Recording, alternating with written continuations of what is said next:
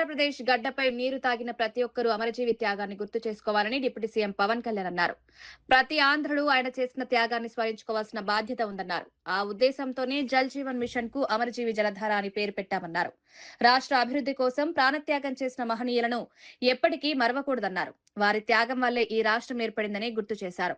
యువత కూడా వారి త్యాగ స్ఫూర్తిని ఆదర్శంగా తీసుకోవాలని పవన్ కళ్యాణ్ సూచించారు. 55 లీటర్ల స్వచ్ఛమైన తాగునీరు అందించాలన్న గౌరవ ప్రధాని శ్రీ నరేంద్ర మోదీ గారి స్ఫూర్తితో రాష్ట్రంలో కూడా ఈ పథకాన్ని పగడ్బందీగా అమలు చేస్తున్నాం.